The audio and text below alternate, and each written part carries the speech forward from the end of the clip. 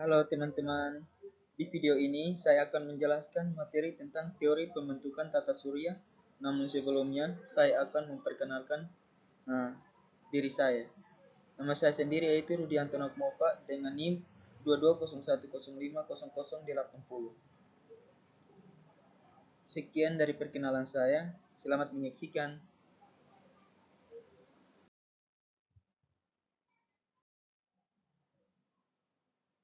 Sebelumnya kita perlu tahu latar belakangnya. Pembentukan tata surya adalah fenomena kosmik yang menarik perhatian ilmuwan, terdiri dari matahari, planet, bulan, asteroid, dan komet. Teori nebula yang diajukan oleh Kent dan Laplace menyatakan bahwa tata surya terbentuk dari awan gas dan debu sekitar 4,5 miliaran tahun lalu. Meteoroid memberikan bukti fisik tentang kondisi awal tata surya dan membantu memahami kondisi kimia.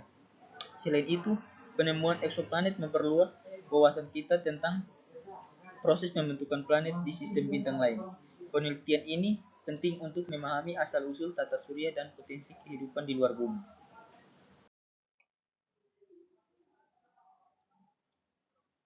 Nah, yang berikut itu teori nebula. Teori nebula menjelaskan pembentukan tata surya sebagai proses yang dimulai dari awan gas dan debu raksasa yang dikenal sebagai nebula. Sekitar 4,5 miliar tahun lalu, nebula ini mengalami penyusutan akibat gaya gravitasi, menyebabkan materinya terakumulasi di pusat pembentukan matahari. Sisa-sisa material yang tidak terakumulasi kemudian membentuk cakram protoplanet, di mana partikel-partikel mulai mengumpal dan akhirnya menjadi planet, bulan, dan benda langit lainnya.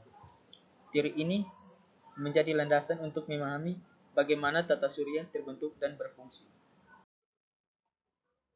Nah, kita masuk pada sejarah teori nebula. Teori nebula pertama kali diajukan pada abad ke-18 oleh ilmuwan seperti Immanuel Kant dan Simon de Laplace. Kant mengusulkan bahwa tata surya terbentuk dari awan gas dan debu yang berputar, sementara Laplace mengembangkan ide ini dengan menjelaskan proses penyusutan akibat gravitasi. Nah, pada abad ke-20 dengan kemajuan dalam astronomi dan fisika, teori ini semakin diterima setelah penemuan bahwa bintang-bintang juga terbentuk dari nebula. Penelitian lebih lanjut termasuk pengamatan langsung terhadap awan gas di ruang angkasa semakin memperkuat pemahaman tentang bagaimana nebula dapat menjadi asal mula sistem planet termasuk tata surya. Yang berikut yaitu proses pembentukan tata surya menurut teori nebula. Proses pembentukan tata surya dimulai dari awan gas dan debu raksasa yang disebut nebula. Ketika nebula ini mengalami penyusutan akibat gaya gravitasi, materialnya akan terakumulasi di pusat membentuk matahari. Sisa-sisa material yang dikumpulkan yang tidak terakumulasi membentuk cakram protoplanet, di mana partikel-partikel kecil mulai saling bertabrakan dan mengumpal. Nah, proses ini akan menghasilkan planet, bulan, dan benda langit lainnya selama jutaan tahun. Interaksi gravitasi dan akresi berlanjut membentuk sistem tata surya yang kita kenal sekarang dengan struktur yang stabil dan beragam objek langit. Yang berikut itu meteoroid. Meteoroid adalah fragmen batuan atau logam yang berasal dari luar angkasa dan berhasil mencapai permukaan setelah melewati atmosfer.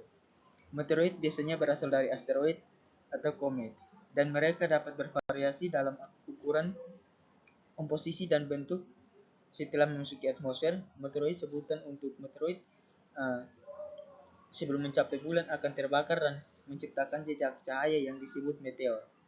Meteoroid memberikan informasi berharga tentang proses pembentukan tata surya, komposisi material luar angkasa, dan sejarah awal di bumi. Yang berikut yaitu peran meteoroid dalam memberikan informasi tentang kondisi awal tata surya. Meteoroid memainkan peran penting dalam sejarah tata surya karena mereka dianggap sebagai sisa-sisa material dari pembentukan planet dan benda langit lainnya. Dengan mengkaji meteoroid, ilmuwan dapat memahami komposisi tata surya dan proses yang terjadi selama pembentukannya.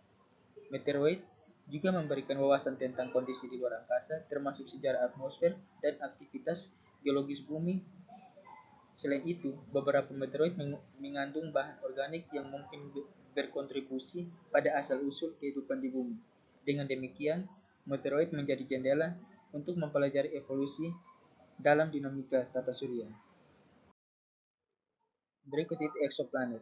Exoplanet adalah planet yang berada di luar sistem tata surya kita, mengorbit bintang selain matahari.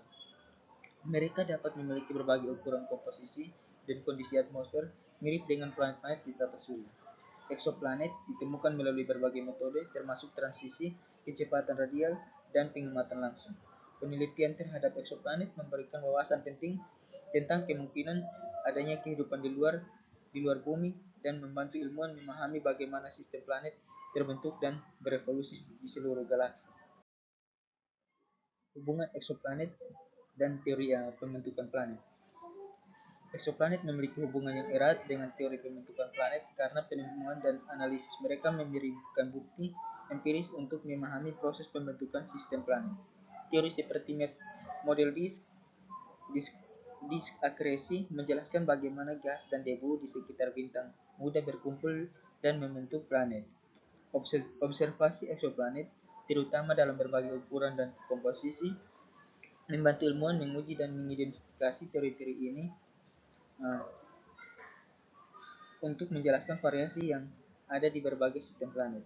Dengan mempelajari exoplanet, para peneliti dapat mengeksplorasi bagaimana faktor-faktor seperti jarak dari bintang, masa awal, dan interaksi gravitasi mempengaruhi pembentukan dan evolusi planet di luar tata surya.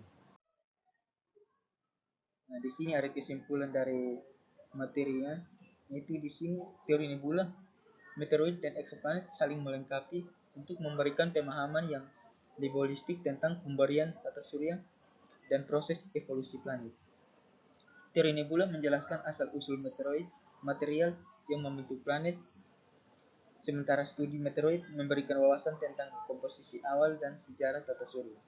Di sisi lain, penemuan exoplanet membuka kemungkinan baru mengenai keberadaan kehidupan di luar bumi. Kombinasi ketiga aspek ini tidak hanya memperdalam pengetahuan kita tentang tata surya kita sendiri, tetapi juga memperluas pandangan kita tentang potensi kehidupan di alam semesta yang lebih luas. Sekian dari penjelasan saya, terima kasih.